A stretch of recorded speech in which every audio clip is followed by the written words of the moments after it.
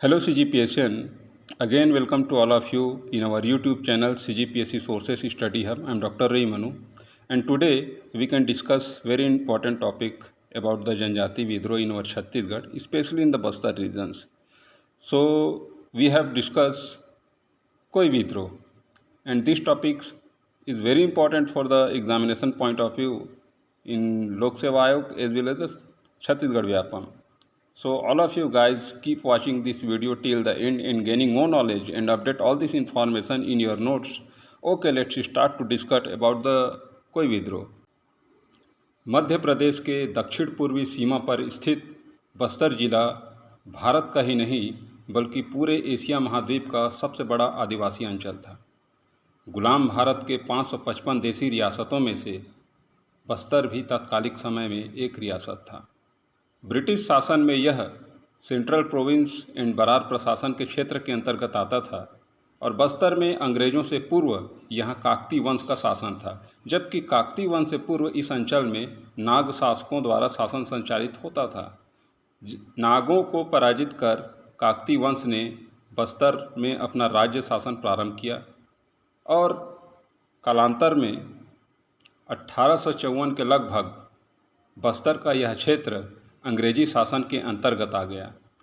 British शासन के खिलाफ आदिवासियों का विद्रोह उनकी उत्कृष्ट देशभक्ति और राजभक्ति का प्रतीक था, क्योंकि तत्कालिक समय में ब्रिटिश शासन ने बस्तर में अपनी दमनपूर्ण नीति की चरम सीमा को पार कर लिया था और इसी कारण बस्तर में एक महत्वपूर्ण विद्रोह हुआ, जिसे आज हम इतिहास में कोई विद्रोह के नाम से जानते हैं।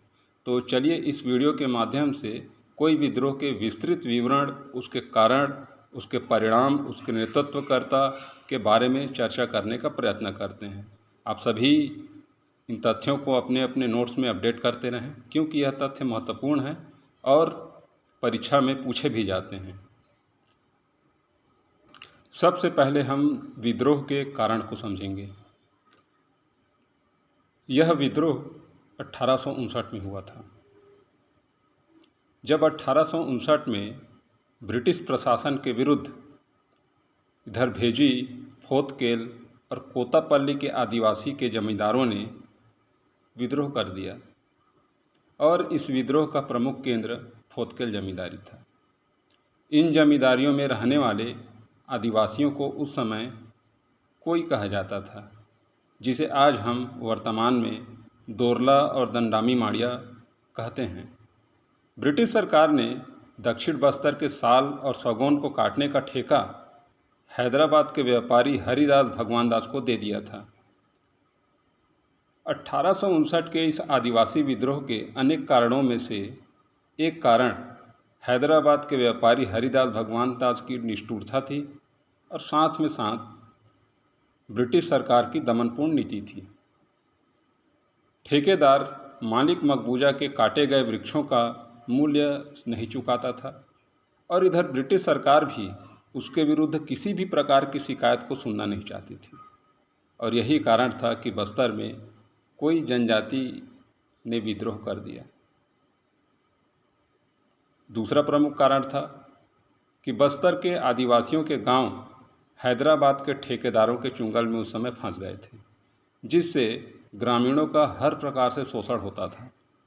इधर ब्रिटिश सरकार हैदराबाद क्षेत्र में रेलवे की पटरियां बिछा रही थी और उसके लिए बस्तर के साल वृक्षों को काटने से बस्तर के आदिवासी पटरी पर उतर आए थे और दक्षिण बस्तर में आदिवासी जनता ने साल वृक्ष के काटे जाने के खिलाफ विद्रोह कर दिया, जिसे हम कोई विद्रोह कहते हैं।